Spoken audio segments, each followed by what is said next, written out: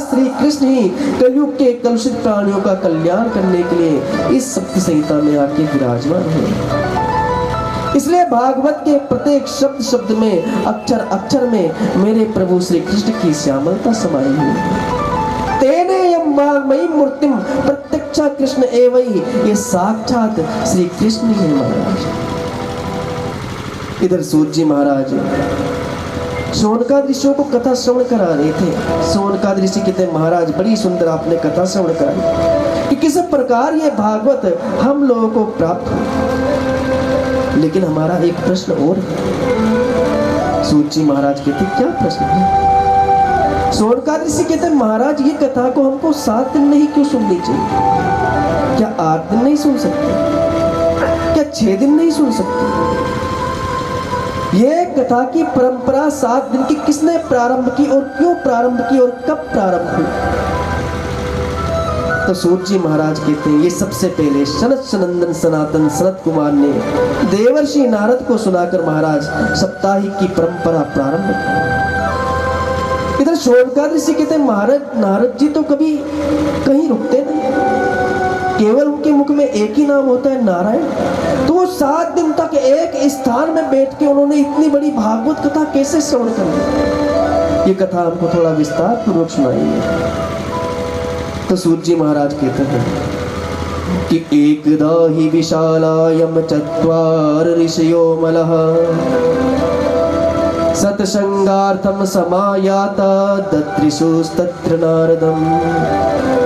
एक समय की बात है, विशालापुरी नाम बद्रीनाथ था। बद्री विशाल क्षेत्र में चारों भैया विचरण कर रहे थे। कौन को? सनत सनंदन सनातन सनत कुमार।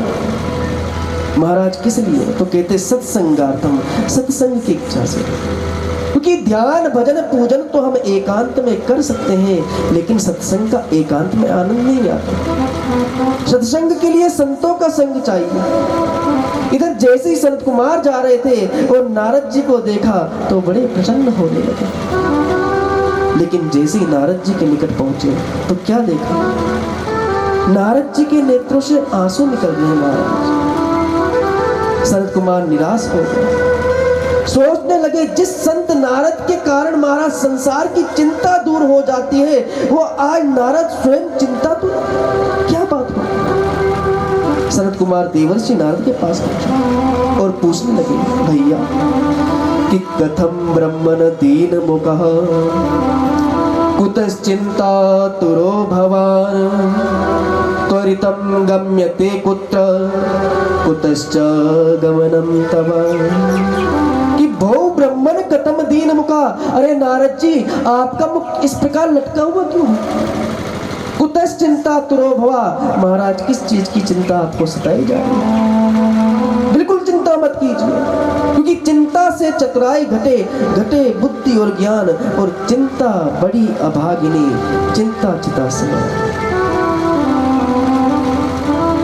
महाराज मुर्दे को तो चिता जलाती है, लेकिन जिंदे व्यक्ति को चिंता खा जाती है।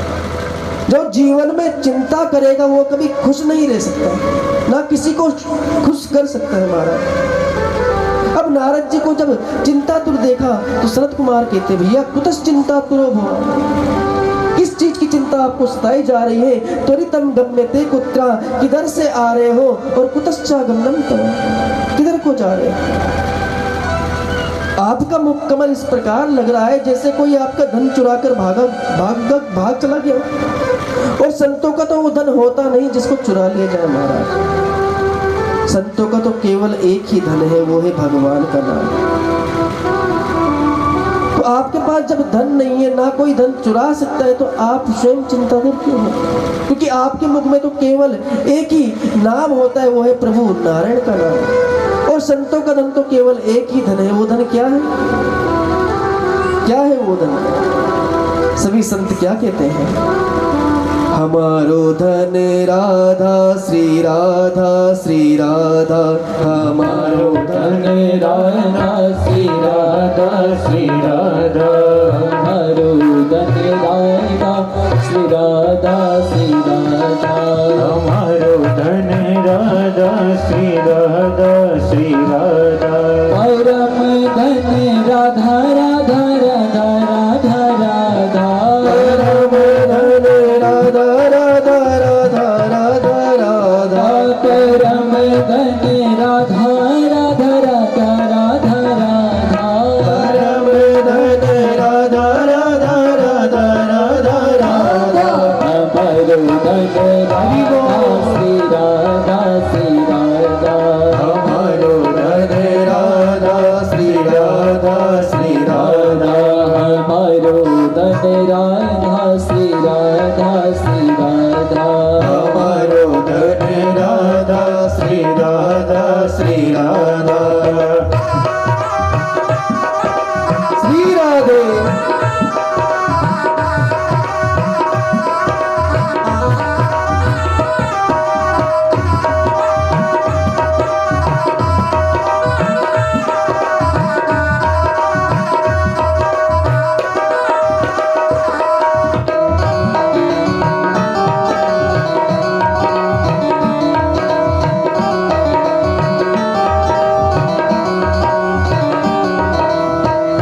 राधा नाम अमंगलहारी राधा नाम अमंगलहारी राधा नाम अमंगलहारी राधा नाम अमंगलहारी राधा नाम सब सुख और कारी राधा नाम सब सुखकारी हमारो धन राधा श्री राधा श्री राधा हमारो धन राधा श्री राधा श्री राधा परम धन राधा राधा राधा राधा राधा परम धन राधा राधा राधा राधा राधा परम धन राधा राधा राधा राधा राधा परम धन राधा राधा राधा राधा राधा हमारो धन श्री राधे राधा श्री राधा हमारो धन राधा श्री राधा श्री राधा हमारो धन राधा श्री राधा श्री राधा हमारो धन राधा श्री राधा श्री राधा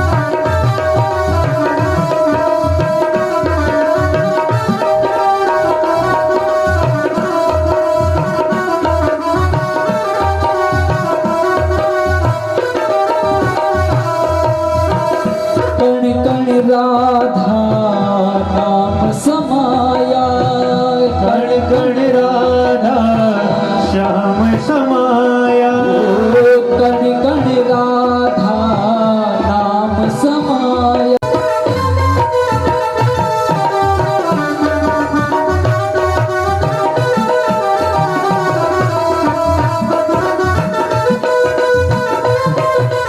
श्री राधे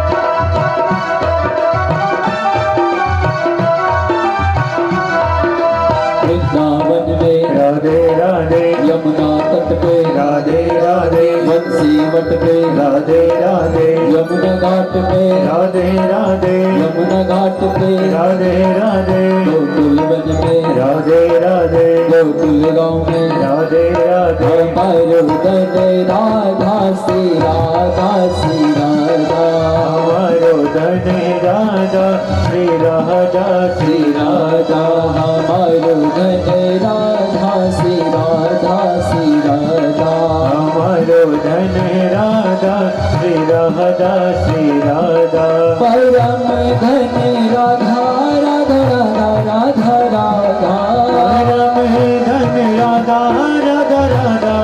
राधा राधा परम धन राधा राधा राधा राधा परम धन राधा राधा राधा राधा राधा हमारो धन राधा श्री राधा श्री राधा हमारो धन राधा श्री राधा श्री राधा हमारो धन राधा श्री राधा श्री राधा हमारो धन राधा श्री राधा श्री राधा हमारो धन राधा श्री राधा श्री राधा हमारो धन राधा श्री राधा श्री राधा वृंदावन में राधे राधे यमुना तट पे राधे राधे मत्स्य वट में राधे राधे गोकुल गाँव में राधे राधे बरसाने में राधे राधे चीरघाट में राधे राधे गोकुल नगरी राधे राधे नंदगांव में राधे राधे हमारो धन राधा श्री राधा श्री राधा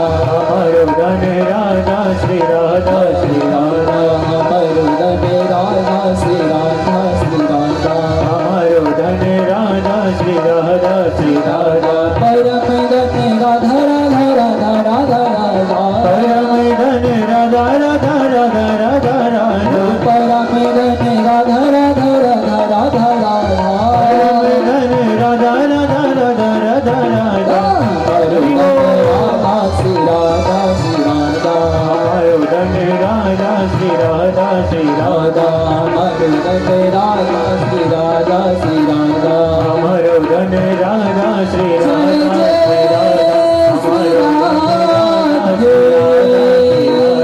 हमारो धन राधा श्री राधा श्री राधा हमारो धन राधा जय जय श्री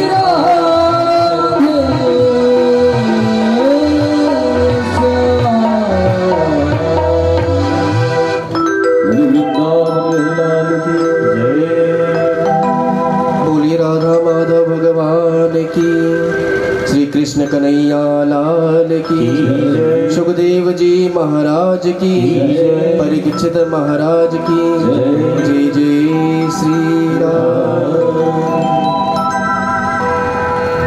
इधर सनत कुमार कहते महाराज, आपका तो केवल एक ही धन है, वो है राधा नाम, तो आप इस प्रकार से चिंता क्यों करते हैं?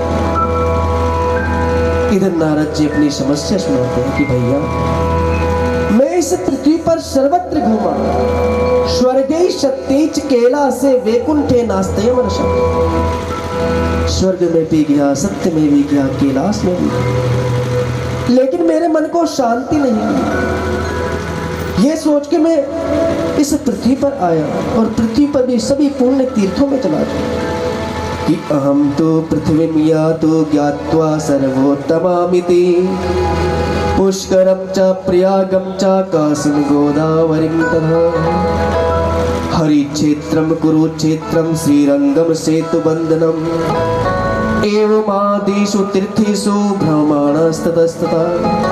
अहम तो पृथ्वी यातु, मैं इस पृथ्वी पर आया सत्संग के लिए, शांति के लिए, और सर्वत्र घूमा, पुष्करम चा प्रयागम चा काशीं गोदावरीं तथा हरि क्षेत्रम कुरुक्षेत्रम, लेकिन मेरे मन को कहीं शांति नहीं।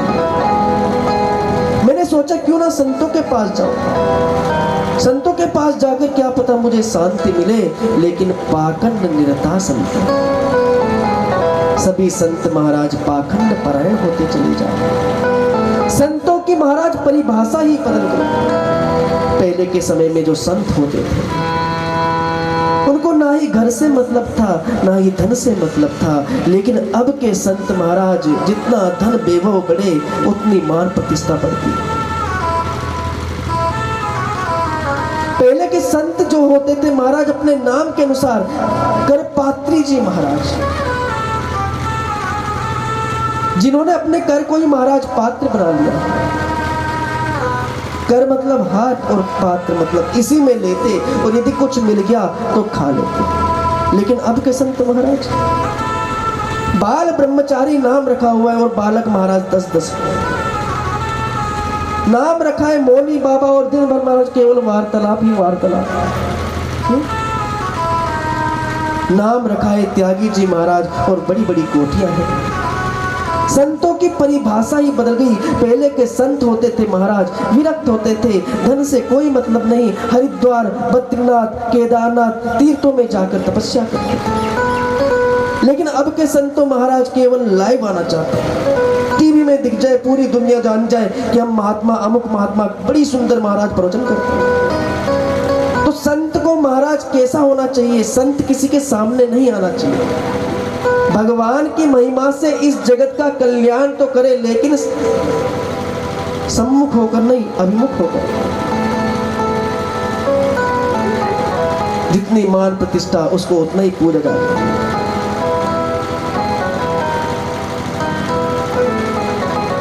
इधर नारद जी कहते भैया मैं संतों के पास गया, लेकिन पाखंड निरता संत, सभी संत पाखंड परायण होते चले गए। मैंने सोचा क्यों ना गृहस्थों के यहाँ जाऊं, तो गृहस्थों की यहाँ भी बड़ी भारी विडंबना है महाराज। और वो विडंबना कैसी है? तो सूर्य जी महाराज कहते हैं कि तरुणी प्रभु तागे श्याल को बुद्धिदायका, कन्या विक्रय बाद दंपति नाम च कलकनम। हर घर में महाराज राज है, किसका राज है? सुंदर सुंदर बहुओं का। तरुणी प्रभुतागे है, ये हम नहीं कह रही है, भागवत महापुराण कह रही है। व्यास जी ने कब लिख दिया कि तरुणी प्रभुतागे है, राज किसका है? महाराज बहुओं का।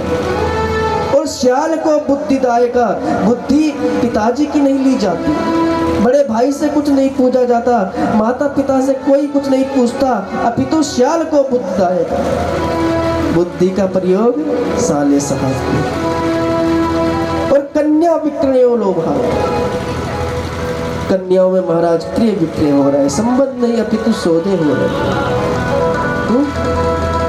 हमारा लड़का इतना पढ़ा हुआ है, ये बताओ आप अपनी लड़की को क्या दोगे? तो वो विवाह हो रहा है, अरे वो तो सौदा हो रहा है। तुमने अपने लड़के में भैया 20 लाख खर्च किए हैं, तो अपनी लड़की को 50 लाख देके तुम्हारे घर की बहू बनाएंगे। तो संबंध नहीं, वो सौदा है।